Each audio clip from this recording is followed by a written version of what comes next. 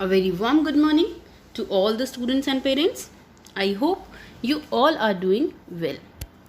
Let's start with the worksheet. आज की worksheet का नंबर है 65. आज डेट है 8th of September. आज हमारी इंग्लिश की वर्कशीट आई है.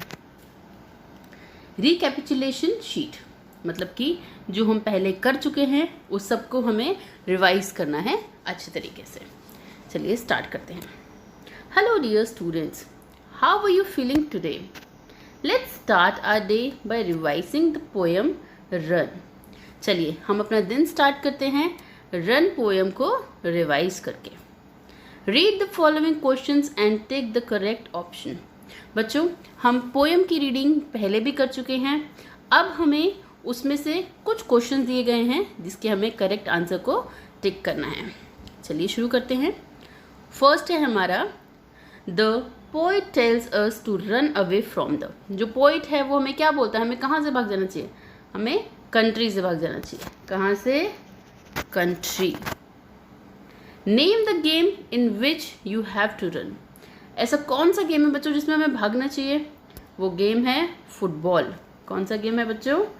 Football. Why does the poet tell us to do? Sorry, what does the poet tell us to do. Poet हमें क्या करने के लिए बोल रहा है? पोइट हमें क्राई करने के लिए बोल रहा है? नो. टॉक एंड विस्पर मतलब बात करने के लिए और फुसफुसाने के लिए? No. Run and to remain happy throughout the day. Poet हमें रन और पूरा दिन खुश रहने के लिए बोल रहा है. Yes, this is the right answer. According to the poet run down the dash. Poet के अकॉर्डिंग हमें कहाँ पे भागना चाहिए? किसके नीचे भागना चाहिए? Down hill. Sorry, hill side. कहाँ जाना चाहिए हमें? हिल साइड से. लास्ट है हमारा fill the missing letter PL then dash dash SE. तो बच्चों यहाँ पे क्या आएगा बताइए? EE या फिर EA? यस, ये स्पेलिंग है प्लीज की. किसकी? प्लीज. तो यहाँ पर आएगा EA, प्लीज. चलिए नेक्स्ट क्वेश्चन है हमारा do you ever wish to run away from your daily routine. क्या आपका मन करता है कि आप अपने डेली रूटीन से, मतलब आप रोज़मर्रा की ज़िंदगी में जो काम करते हैं आप उससे भाग जाएं? आप बोर हो गए, आपको लग रहा है लाइफ मोनोटोनस हो गई है, या वही एक्टिविटीज़ रोज़ कर करके बहुत ज़्यादा बोरियत आ गई है. अगर ऐसा है तो where would you like to go. तो आप कहाँ जाना चाहेंगे? Share it with your teacher. आपको अपनी टीचर से शेयर करना है. तो बच्चों इसके बहुत सारे आंसर्स हो सकते हैं. जैसे हो सकता है कई बच्चे चाहते हैं कि वो किसी चिल्ड्रन पार्क में चले जाएं. कई बच्चे चाहते हैं कि वो अम्यूज़मेंट पार्क में चले जाएं. कई बच्चे चाहते हैं वो वाटर पार्क चले जाएं. या बच्चे चाहते हैं वो किसी हिल स्टेशन में चले जाएं.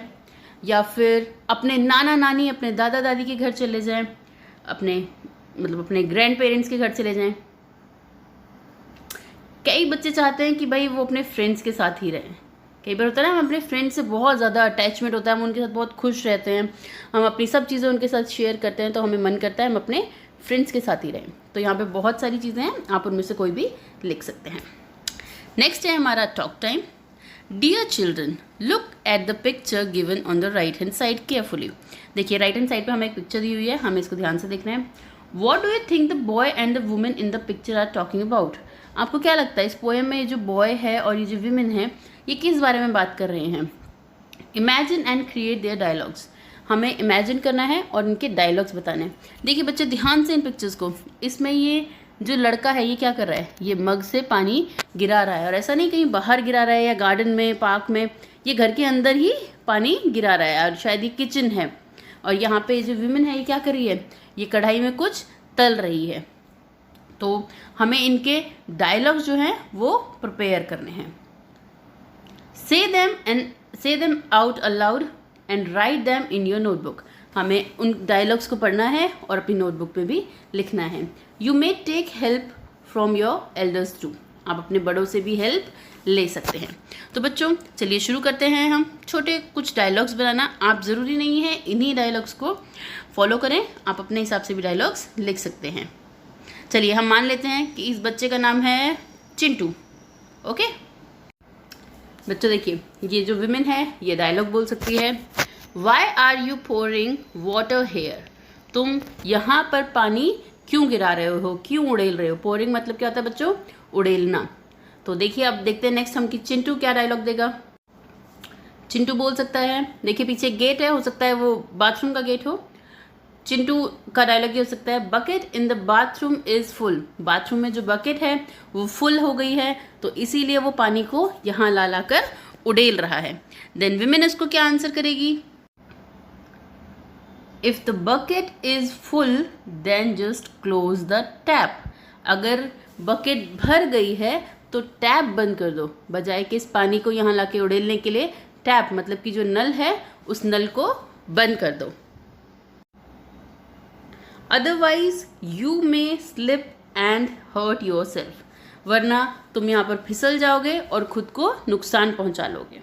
देन चिंटू डायलॉग बोल सकता है ओके, या फिर कोई भी ऐसा डायलॉग चिंटू बोल सकता है। बच्चों ये मैंने सिर्फ आपकी हेल्प के लिए डायलॉग्स बताए हैं, आप अपनी मर्जी से अपने हिसाब से डायलॉग्स प्रिपेयर कर सकते हैं। चलिए अब है पेरेंट्स के लिए सुझाव। बच्चों के साथ उनका कोई मनपसंद गेम खेलिए तथा खेलों से होने वाले शारीरिक तथा मानसिक लाभ के बारे में बातचीत करिए।